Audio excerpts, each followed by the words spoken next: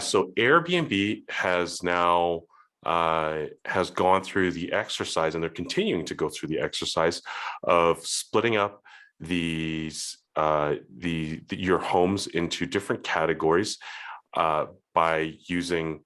There are some algorithms involved, but there's also some more simpler things as well. You can actually designate your listing to be a specific category. Not all categories, but some categories definitely.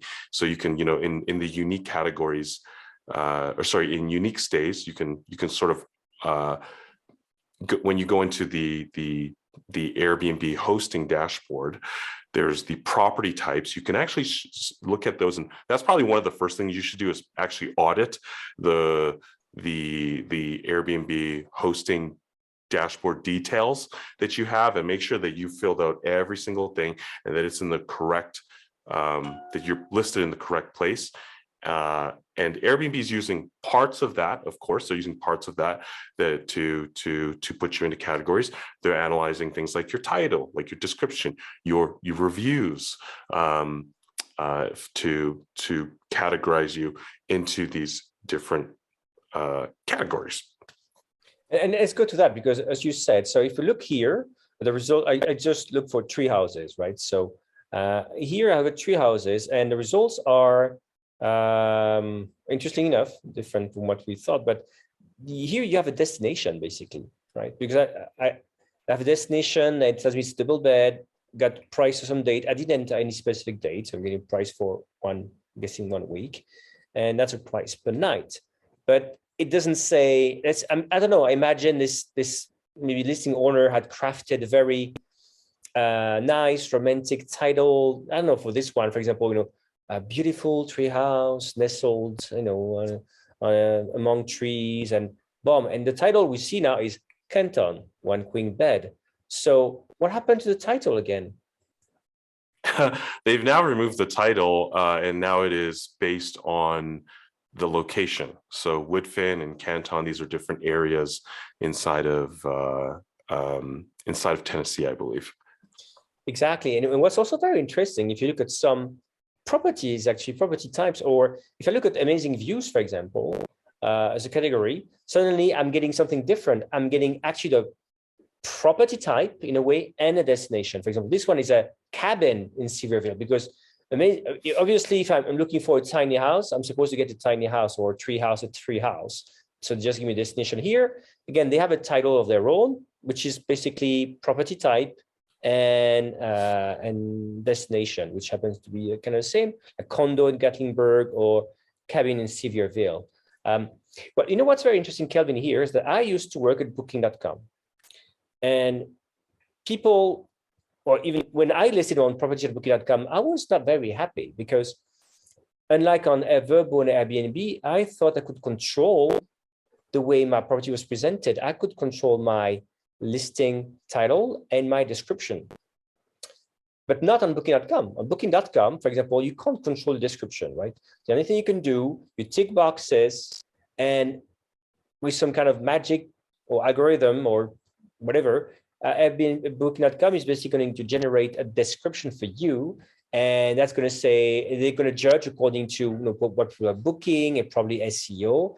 They're going to judge what should be in your own description. A lot of people are angry at Booking.com because they think, hey, it's my property. I should be able to describe it, not have this robotic version says this property is 5 kilometers away from this place and has a fridge, which is, of course, very bad description, but sometimes you find on things. So do you think this is what's happening here? Are people losing control over the listing title? Well, I think, the title is still important as well. The Airbnb is, at least in this phase of what they're trying to achieve, I'm certainly of the belief that over time, Airbnb will actually need more data, not necessarily less data from you, as their business gets larger, as they enter more properties, and they're trying to essentially automatically organize these categories and the rankings in general. I do believe that they actually need more data. So just because they've removed the title from the search results page, to me, doesn't necessarily mean that it's not important for them either. Also, when you click through onto a listing there, the first thing that a person sees is actually the title anyways. And, you know, it's one thing to get a person to click on a property, but it's another thing to get them to book the property, right? So these are different conversion rates along the way that that are still important, that you should be utilizing nonetheless. So I wouldn't be discounting the value of your title just because it's not any longer available on the search results page. And as you said as well earlier, well, it's also still very important because it's a signal for the people once they land on the landing page. But you can also imagine actually it's also something that Airbnb is taking into account. For example, when they decide in which category your listing belongs to, right? Maybe, you know, a category can be, as you said, or if it's a chalet, it's probably going to be under chalet. But to decide on amazing views or anything else, I think the listing title is still one of the things that Airbnb is considering, right? Yeah, I mean, they're still looking at it, and I want to talk about one thing actually before we go on that I think would be pretty interesting. So, in Gatlinburg is pretty much filled with cabins for the most part, right? You could say that all homes are in the category. All of them should probably be in the cabin category, at least, right? Even a treehouse is a little bit of a cabin there, but it's some of these other categories, such as countryside, for example, or off the grid. You know, these are all pretty similar, but they're same, but they're different at the same time, right? In Gatlinburg, it's a very, very competitive market. All of them are pretty much cabins, but some of them show up in countryside, for example. And you had mentioned around optimizing your listing for mentioning cabins and things like that, or treehouse, right? The treehouse was the example that we were using previously.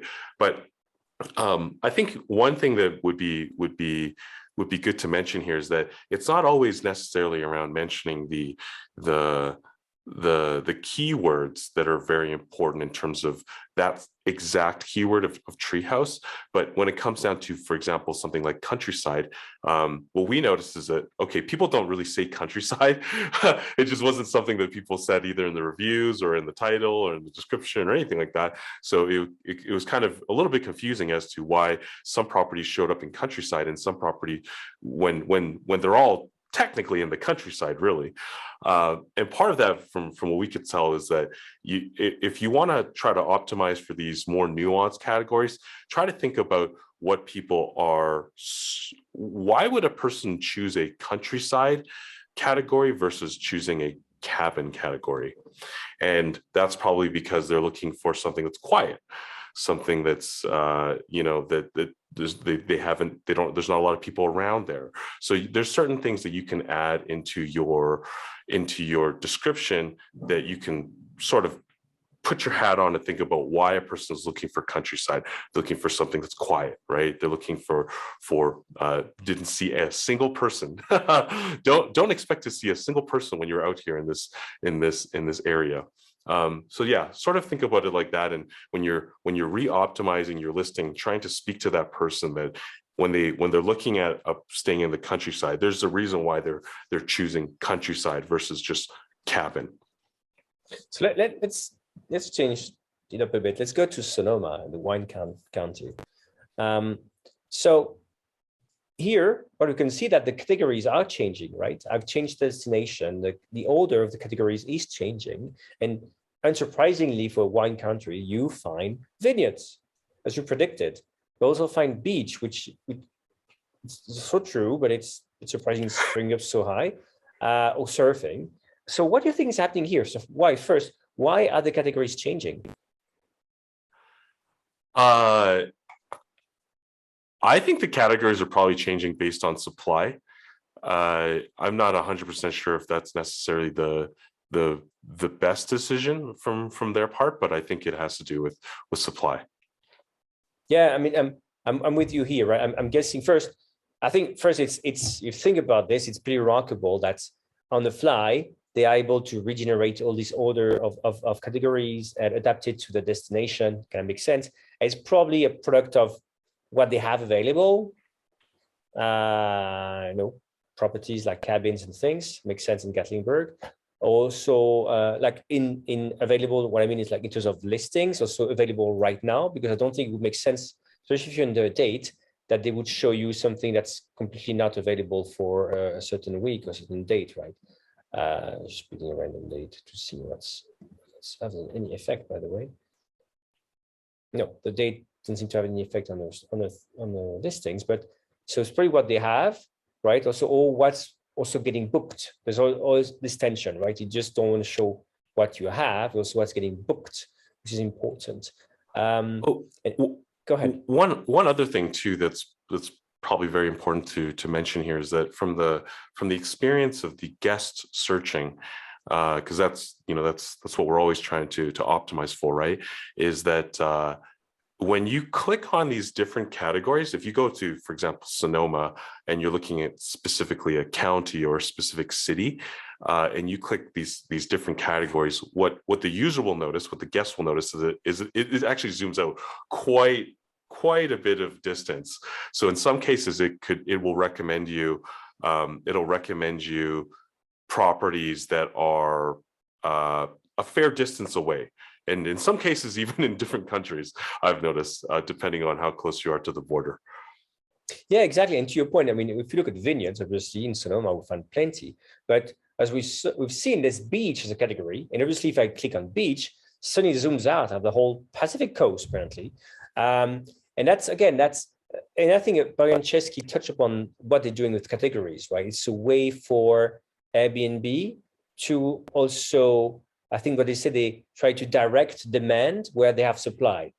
To put it another way, in some places, they actually don't have the supply you need. So they have to show you maybe another area where you're looking for. So it's kind of smart, right? Maybe you were only searching for one specific destination, one city, and maybe because you didn't know there was another city name to enter, which had the supply, maybe you were not able to see the exact this other supply or this other place that could have been interesting for you. So it's enabling to see more results. And here again, it's also interesting is like making the, let's say the map search also relevant to what we're looking for. And then what Chef's Kitchen is so big, but again, and if you go back to vineyards, then again, it doesn't make sense. So I think maybe, Kelvin, here we're touching a bit upon the why we're doing all this, right? And I think to me, we just talked about one. It's like Airbnb does not really always have the supply you need. Maybe they don't have like barns in the place you're looking for. So by being able to zoom in, zooming out, or to changing the where they're the perimeter where they are searching, it's enabling them to actually show you some more supply, more choice. So the better choice that you're going to find something, you're going to convert. So they're increasing here their conversion rates basically. And I think another point to me is that actually why are they defaulted to to the homepage, or even going to design the rest? I think it really comes down to what's happening with the search box, because basically, yes, by default, you see anything, anywhere, like anywhere, any week design.